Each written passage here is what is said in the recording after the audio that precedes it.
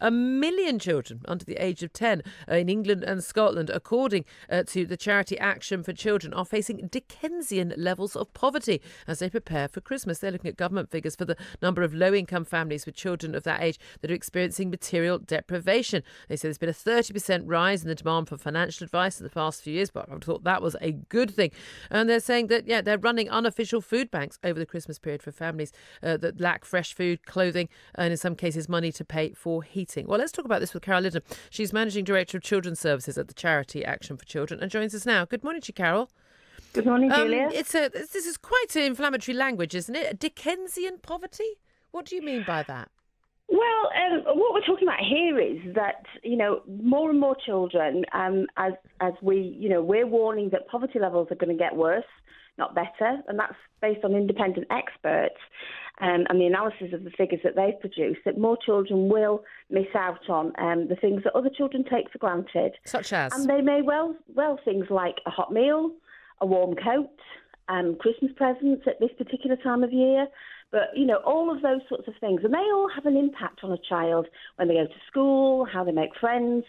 So, that sort of misery, if you like, and hardship that Dickens often wrote about. And we think, our experiences, some families are actually at that level. And but hold on, really now this is something a lot of people listening are going to struggle with, because we all know that picture of, from Oliver, of the Dickensian poverty of children running around barefoot, filthy, no home to, no bed to sleep in, scrabbling for food, having to, take to a life of crime, pickpocketing to be able to get fed.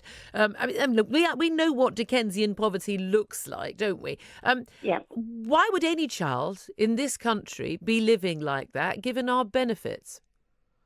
Well, actually, the benefit system is not the new benefit system in terms of universal credit isn't actually helping, because those changes are meaning that families can go without any of their benefits for up to 6 weeks when they move over to universal credit. Yeah, I mean, there's absolutely a problem with that. But I absolutely accept the problems with universal credit, and frankly, the government should be ashamed of itself for not sorting those out once they were pointed out. You shouldn't have to go a week without any benefits at all. Most people on those levels of income don't have the sort of savings to cope with that.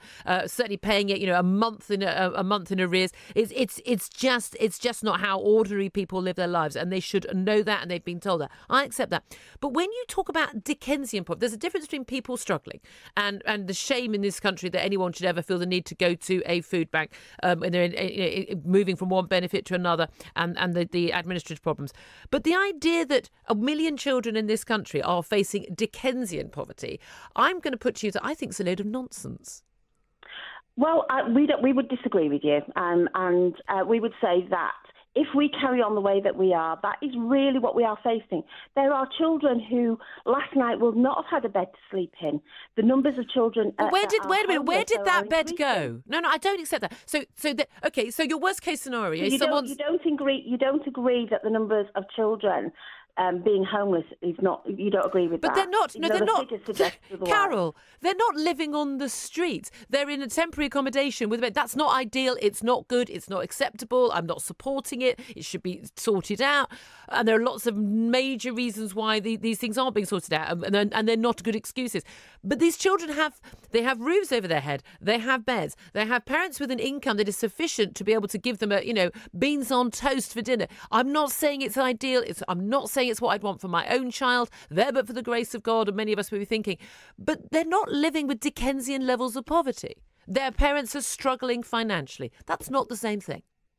They're going without a meal. Why are they going without a meal? Because their parents are having to make choices on occasion between feeding and heating. Yes, and then they're choosing not to feed their children. Why are we not having hordes of starving children turning up to A&E then? The children's physical developments are causing problems for them. They are, usually because they're obese or because they're being fed nothing but rubbish food rather than healthy food. They're not getting vegetables. You know that, and I know that. I don't even think you believe what you're saying right now, with all due respect. Well, I do believe it. I do think we are really in a very, very difficult position. Children today are struggling. They're not getting, and I don't disagree with you about the obesity, but that also comes from the fact that there is not proper nutrition or food available that's at a price that parents can afford. There's not proper food. It's again. You know that's not true. I know that's not true. It is perfectly possible on minimum wage or on living on benefits to feed your children adequately and healthily. We know this because millions of brilliant parents do that every single day. I've spoken to dozens and dozens of parents who've raised their kids on benefits or raised their kids, a single mum on minimum wage, and it says, my child has never gone hungry, my child has never not had a healthy meal. I don't disagree with that. There are some parents who are managing. It is possible, but there are some who are not. But Carol, that's the issue, isn't it? Actually, the children who are in the worst plight in this country, it's nothing to do with money. It's to do with parents. It's to do with that. They may themselves have problems, those parents. I accept that. Let's get them the help they need. But the reality is, there are not a million children in this country who are walking around, barefoot, ragged, starving, hungry. I live in central London. I think I might have spotted one of them by now, and I definitely haven't. And I don't know anyone else who has. And to claim this is about money and to claim this is about Dickensian levels of poverty, that just undermines the argument that we do need to sort out our benefits system and sort out some of the problems that some parents have and some families are having. But to make claims like this, do you not think that undermines? I mean, I've got to be honest, were I to be someone who had a direct debit to your charity, I would cancel it today. Hello? That would be your choice. Sorry. Carol, you heard me. That would be my choice. But you would understand why I would think that making statements like this undermines your charity's work. I don't think it does. I think it's about us trying to draw attention to the fact that we are increasingly seeing more and more children experiencing deprivation as a consequence, not just of poverty, not just money, but all sorts of types of poverty. That homes are not warm, they're not clean, the homes are not suitable. If your home's not clean, what's that got to do with income? That's someone not cleaning it. But homes are not in good condition, is what I mean. So they are not living in. They're living in some places that landlords are not looking after the property properly. So there are damp walls. Yeah.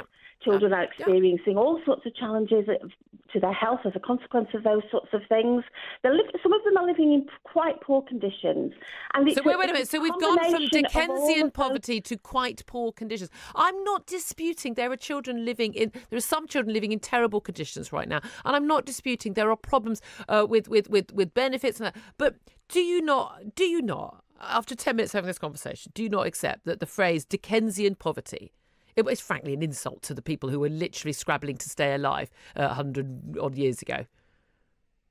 I think we're using that phrase, and I can't disagree with you that it's inflammatory, but it's getting people to talk and to continue to talk about what the Is it accurate? Is it accurate in what way? We've talked about it for the last 10 minutes. Is it accurate to say there are a million children in this country living in Dickensian poverty? Is it accurate? Yes or no? Yes. I'll leave it there. I'm serious. If I gave direct debit to that charity, I'd end it now and give it to a charity I just think this is nonsense. I really do. Carol Iddon is managing director of children's services at Action for Children. I'd love to know what the other MDs do, because surely it's all about children's services at Action for Children.